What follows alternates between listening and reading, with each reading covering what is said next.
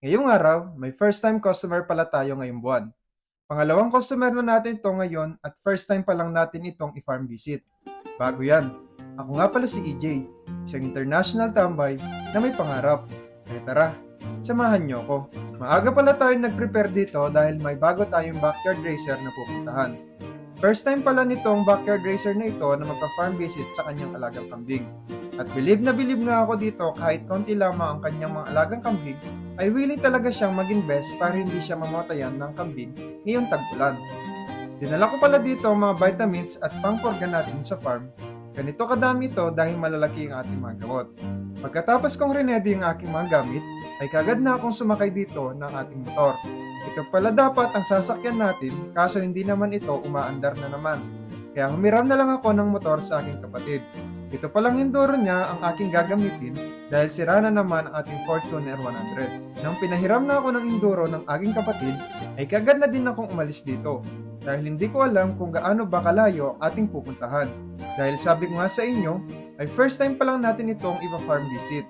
Dito lang din naman daw siya sa barangay natin sa Patlig. Kaso, nasa bukid lamang ang kanyang mga alagang kambing. Chinat pala ako dito ni customer ilang days na makalipas dahil nakikita daw niya ang mga vlog natin na nag-i-inject tayo sa mga iba't ibang farm. Ito palang pupuntahan natin ay isa lamang backyard racer at beginner pa lamang ito sa pagkakambing. Makalipas ang ilang minutong pagdadrive, ay nagkita pala kami dito ni customer sa baryo dito sa Bilad sa Patling.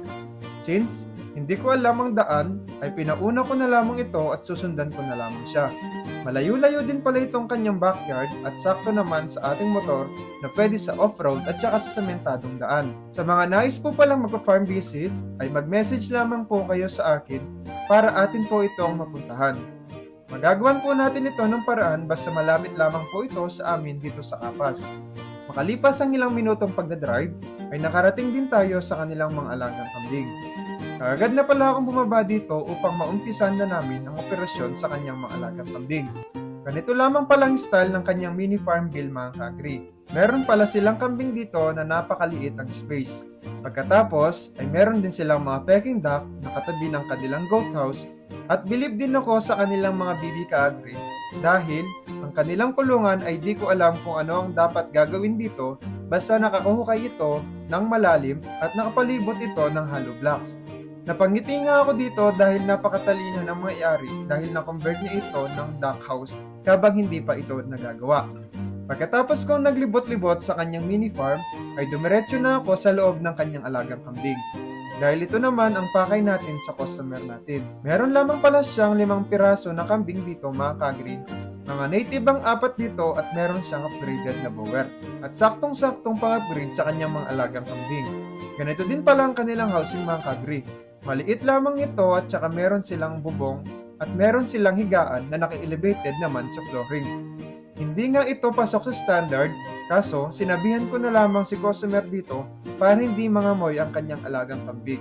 At upang hindi tumaas ang ammonia na nakakapagdulot ng sipon at ubo ng kanyang alaga. Sa mga ganito palang housing ng kambing, lalong-lalo na yung mga hindi pasok sa standard at hindi naman natin sila masisisi dahil mahal ang pagpapagawa ng pabahay ng kambing.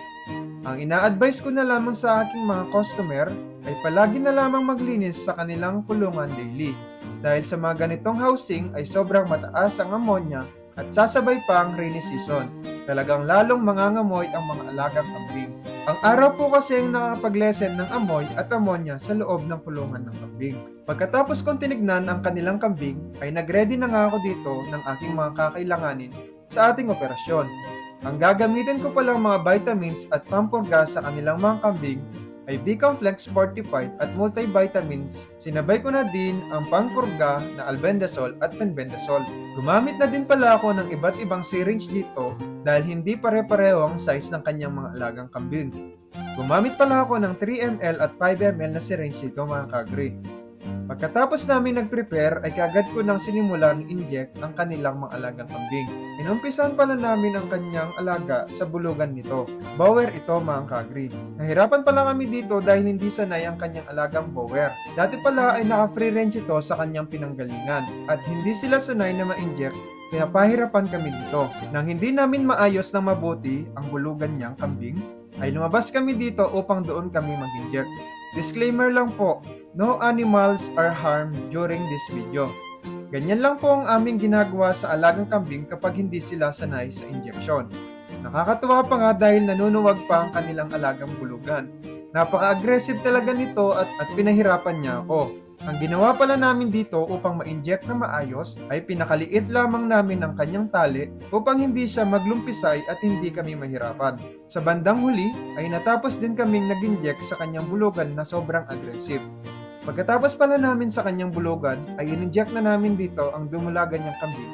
Pagkatapos ay yung inahin at dalawa nitong bisero. Ang reason pala ni customer dito kung bakit niya pina-inject sa akin ang kanyang mga alagang kambing ay upang hindi sila sipunin at hindi sila magkaroon ng malalang sakit, mga ka-agree. Isa pa niyang dahilan ay kahit anong busog daw nila at kahit anong ibigay niyang pakain after sinoga, ay hindi pa rin daw sila tumataba at payat daw ang mga ito. Tama po kayo mga ka-agree, kahit nabusog ang ating alagang kambing, kung wala naman po silang proper vitamins at maintenance, ay wala din po ito. Dahil hindi natin alam na marami palang mga parasite ang mga alagang kambing, kaya yung mga kinakain lamang nito ay napupunta lamang sa wala. Kaya hindi siya nagdalawang isip na ipa-farm visit niya sa akin ang alaga niyang kambing. Since konti lamang ang alagang kambing ni customer, ay sa akin na lamang ang vitamins at pamburgan na aming gagamitin. Kaya nga ganyan kadami ang aking dinadala kanina. Pwede naman po ito mga ka-agree kung ayaw niyong bumili ng mga gamot dahil sobrang mahal po talaga. At dahil konti pa lang inyong alagang kambing, ay maaari naman po sa aking mga vitamins na ang gagamitin. Sinabihan ko din pala dito si customer na every 21 days ako babalik sa kanyang farm at 3 session kami babalik. Dahil sa 3 session na yon, doon natin mapapansin ang improvement ng kanyang mga alagang kambing. Pagkatapos nun, ay every month na po tayong pupunta sa kanilang farm upang monthly monitoring na lamang. Pagkatapos kong nagawa ang trabaho ko dito at nakipagkwentuhan sa customer natin sa mga kailangan niyang dapat gawin at tandaan, ay kagad na din ako umuwi dito.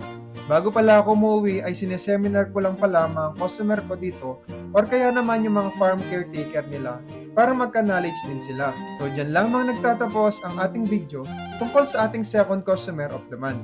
At muli, ako nga po pala si EJ, na isang international tambay na may pangarap, nagsasabing thank you and happy farming.